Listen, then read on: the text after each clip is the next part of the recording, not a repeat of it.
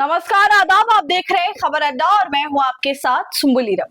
एक विदेशी अखबार ने अंजना से लेकर प्रधानमंत्री मोदी तक को जबरदस्त मिर्ची लगा दी है। दोस्तों, जो काम हमारी मीडिया नहीं कर पाई, ना हमारी मुख्यधारा के अखबार ये काम कर पाए, वो सब कुछ किया है एक विदेशी अखबार ने, और वो भी एक प्रतिष्ठित अखबार न्यूयॉर्क टाइम्स। जी हाँ दोस्तों, उमर खालिद, शर्जील इमाम जैसे नाम आप लगातार सुनते आ रहे हैं। इन लोगों का ना जाने गुनाह क्या है। एक जमाने से ये जेल में है, ना उनकी सुनवाई हो रही है, ना इनको बेल मिल रही है। हर बार इनकी अर्जी को खारिज कर दिया जाता है, जैसे ना जाने ये कितने बड़े कुख्यात अपराधी हो।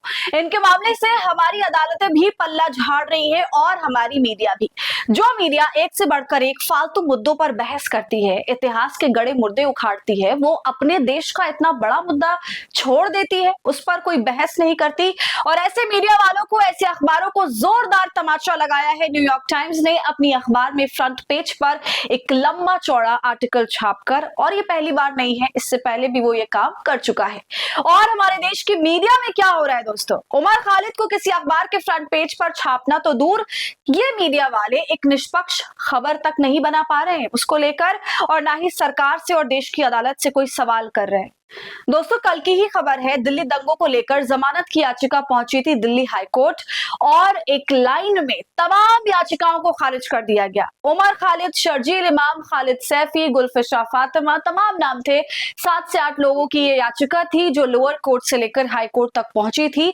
लोअर कोर्ट पहले से ही उनकी जमानत याचिका को खारिज कर चुका था। बिना ट्रायल के 5 साल से ये लोग जेल में है, ना ट्रायल हो रहा है, ना ही जमानत दी जा रही है।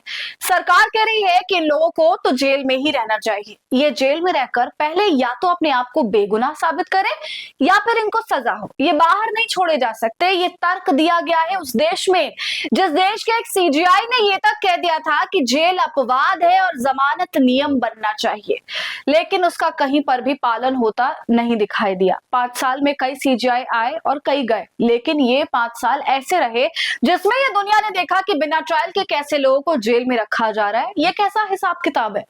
जब तक ट्रायल नहीं होगा तो जमानत कैसे मिलेगी? जाहिर है इसमें मुश्किल होती जा रही है। सरकार कह रही है कि हम जमानत का विरोध करेंगे। क्यों करेंगे विरोध? क्योंकि ये स्टूडेंट है, दूसरा ये मुसलमान है, तीसरा इन्होंने सरकार की गलत नीतियों के खिलाफ आवाज उठाई। सिर्फ यही इनका कसूर है। लेकिन सवाल ये है कि अदालत की कुर्सियों पर बैठे तमाम जज साहिबान क्या कानून की परिभाषा भूल गए हैं? तो अब सवाल खड़े होने लगे, और आपने देख लिया कि अदालतों का क्या रवैया है। हमारे देश में अर्नब गोस्वामी जैसे नफरती पत्रकार को फौरन जमानत मिल जाती है, मगर स्टूडेंट्स को नहीं।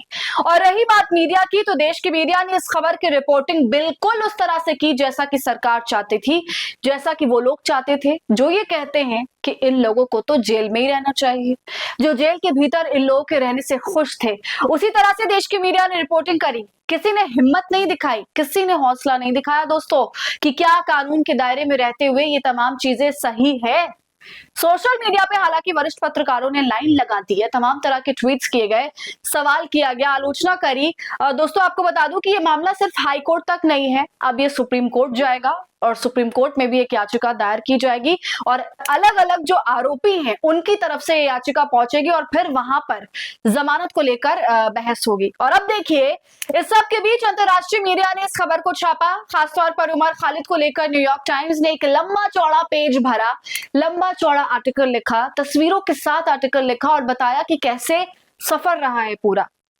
हालांकि उमर खालिद को लेकर न्यूयॉर्क टाइम्स ने कई बार रिपोर्टिंग की है, कई बार बड़े बड़े आर्टिकल्स लिखे, और इस बार भी उसने एक बड़ा आर्टिकल लिखा। और इस आर्टिकल को लेकर महुआ मोइत्रा ने उन्हें धन्यवाद दिया, क्योंकि महुआ मोइत्रा ने भी ट्वीट किया था जब हाई कोर्ट का फैसला आया था। तब महुआ मोइत्रा ने कहा था कि हम सुप्रीम कोर्ट जाएंगे, यानी कि अदालत में लड़ाई अभी चलेगी, कानूनी दाव पे चलेंगे, तमाम वादे और दावे किए जाएंगे। तो दोस्तों, अपने एंड से हर कोई इस मामले पर बोल रहा है, आवाज उठा रहा है, मगर जिसको सबसे ज्यादा इस काम को संभालना चाहिए था, जो हमारी मुख्यधारा की मीडिया है, वो कहाँ है?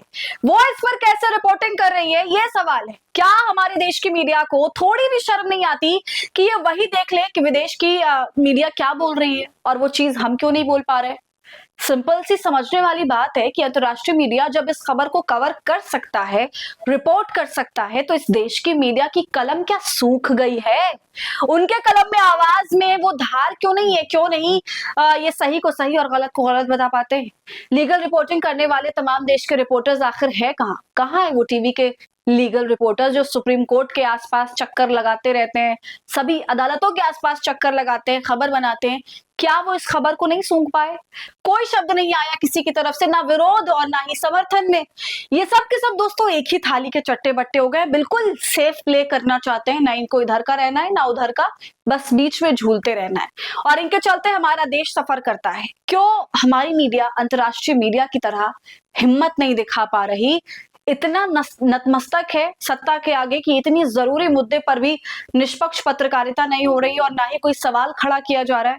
ये जितने भी टॉप एंकर्स है ना, अंजना, चित्रा, रूबिका, थोड़ा तो आत्मसम्मान की रक्षा करनी चाहिए। अपने आत्मसम्मान की रक्षा ना करो, अपने पेशे की ही कर लो। हमारे देश में मीडिया हर दिन नीचे से नीचे गिरती चली जा रही है। तमाम देश के अखबार, टीवी चैनल इन खबरों से अछूते रह गए। बताइए, इस देश की मीडिया ने अपनी साख गंवाई है दोस्तों। आपको क्या लगता है इस पर? हमें अपनी राय आप जरूर दीजिए। वीडियो को लाइक और शेयर कर लें। खबर अड्डा को ऐसी तमाम अपडेट्स के लिए सब्सक्राइब कर लें।